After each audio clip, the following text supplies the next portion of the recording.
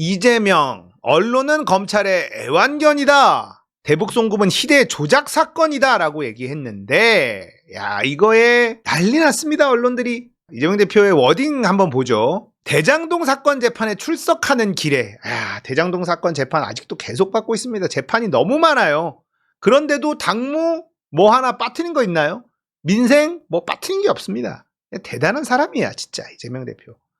오늘은 언론인 여러분께 한 말씀 드리겠다. 중요한 사건들에 대한 언론의 역할은 진실을 보도하는 것인데, 이 사건, 쌍방울 대북 송금 사건과 관련해서는 동일 사건에 대해서 동일한 법원의 다른 재판부가 전혀 다른 판단을 해서 상반된 결론이 났는데도 왜 이런 점에 대해서 우리 언론들은 한 번도 지적하지 않나? 안보수회장 대한 판결은 북한에 송금한 800만 불이 쌍방울 그룹 대북사업 주가 부양을 위한 대가다 라고 판시하고 있다. 그런데 같은 법원이 다른 판결, 이화영 전 부지사에 대한 판결은 이재명과 경기도를 위한 송금으로 판결하고 있다. 언론에서는 이런 점이 왜 발생했는지 보도해야 되지 않느냐. 그런데 이런 점을 전혀 지적하지 않는다. 또 예를 들면 안보수의 진술이 일정 시점에서 완전히 반대로 바뀌었는데 그 사이에 쌍방울이 안보수 딸의 집을 얻어주는 매수행위가 있었다는 보도가 나오는데 왜 우리 언론들은 침묵하나?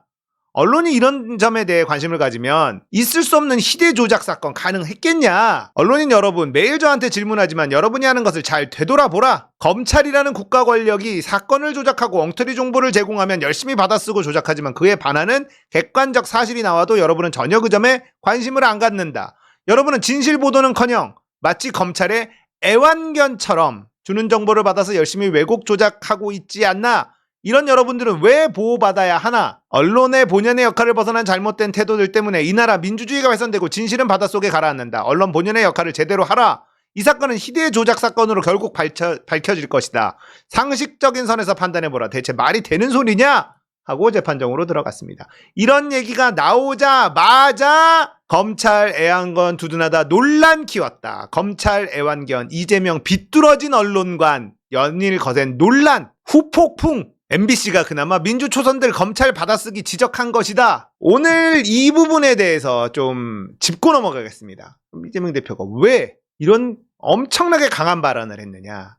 자, 유시민 작가가요, 언론개혁 불가능하다. 예전에 백분토론에 나와서 이제는 올드미디어에 매달려 공정선거보도 촉구하며 애걸복걸하고 호소하는 헛짓거리를 그만하자. 불가능하다라는 말을 한 적이 있습니다.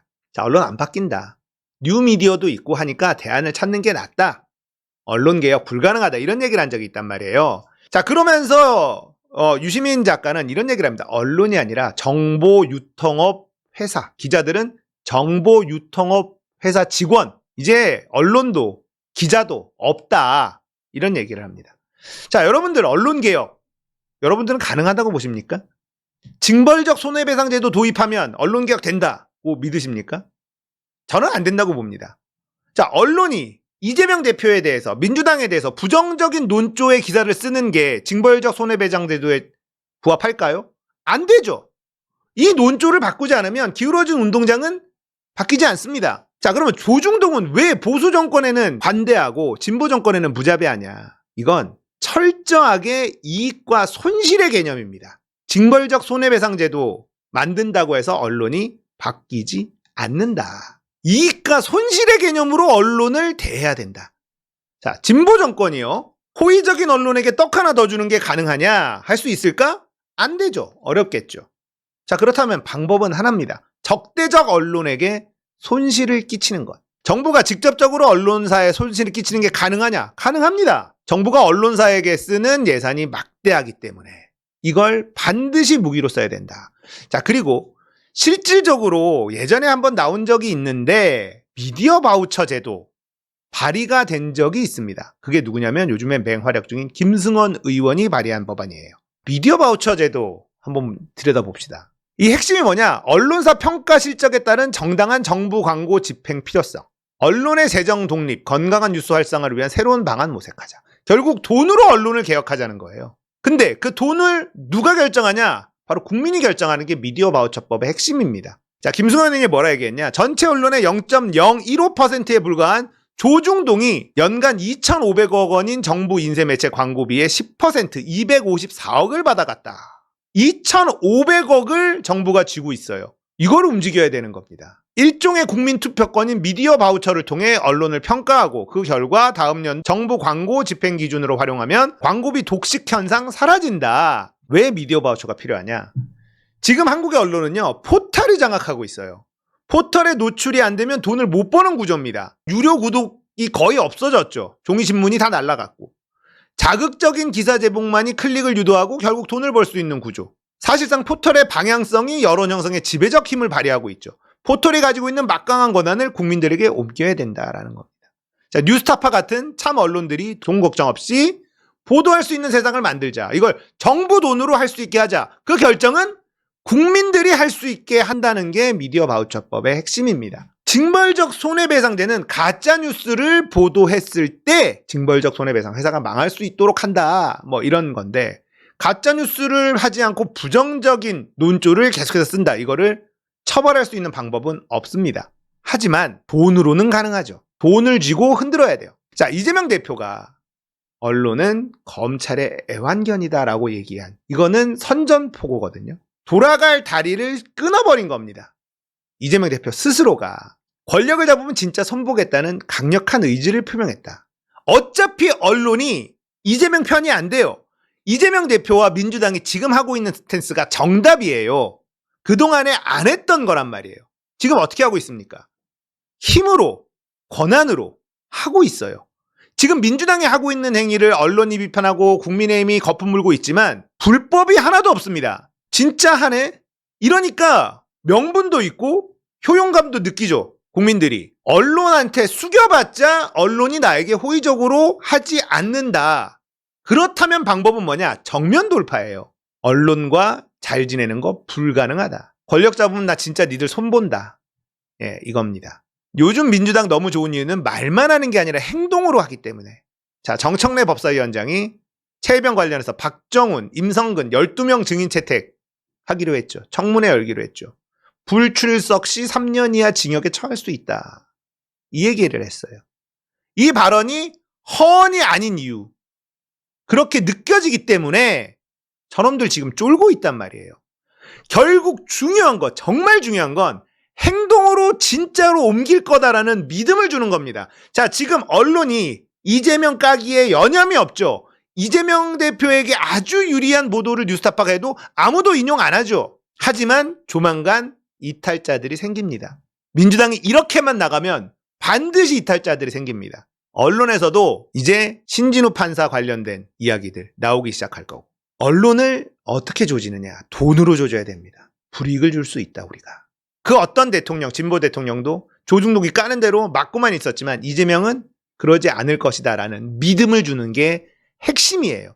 보수 정권이라고 하는 이 양아치 친일 정권들은요, 확실하게 보복을 합니다. 그리고 확실하게 당근을 주죠. 그러니까 충성을 해요. 그런데 진보는 당근도 안 주는데 보복도 안 해. 둘 중에 하나는 해야 되는 겁니다. 행동으로 옮길 수 있다는 믿음을 주는 게 핵심입니다.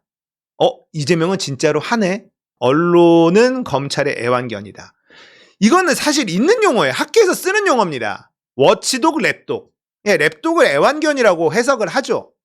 예, 무릎 위에 있는 워치독은 감시견이고 랩독은 애완견이라고 해석하는 게 맞죠. 그렇게 쓴 거예요. 그런데 애완견이라고 했다고 발광을 하면서 난리를 피고 있는 언론인데 조만간에 이재명 대표에게 유리한 기사가 나오기 시작할 겁니다. 이거는 분명합니다. 민주당이 이렇게 강하게 나가는데 민주당 비판적인 논조들이 점점 사라지고 있어요. 세게 나가는데 명분도 있고 법에 저촉되는 게 아무것도 없어요. 조만간 본보기 하나 보여주는 게 핵심입니다. 반드시 본보기를 보여줘야 돼요. 말 안 듣는 놈 나옵니다. 설마 하겠어? 나옵니다. 증인들도 그런 애들 나와요. 반드시 처벌해서 유죄 판결.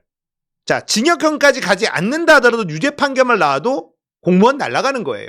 최대한 괴롭히면 돼요. 가진 권한을 다 써라. 이렇게 하다 보면 이재명 대표가 언론과의 좋은 관계 끝났다라고 선포해버렸단 말이에요. 이건 언론과의 전쟁 선포예요. 이 전쟁 선포한 이유가 있다. 어차피 안 넘어온다. 언론한테 숙여봤자 될 일 아니다. 라는 걸 알기 때문에. 자, 저놈들은 강약 약강이에요. 강자한테 약하고요. 약자한테 강합니다. 숙이고 타협하려고 하고 하는 순간 끝까지 쫓아와서 짓밟는 놈들이에요. 그렇기 때문에 세게 나가잖아요. 세게 나가고 돈으로 조질 수 있다는 걸 보여주면 수그린다. 100%입니다. 조만간 보십시오. 이렇게만 해주면 언론에서 이재명 유리한 기사들 하나 둘씩 나오기 시작합니다. 물론 이재명 만세하지 않아요. 하지만 권력의 추가 완전히 이재명 민주당으로 넘어갔네? 라고 느껴지는 순간부터 달라져요.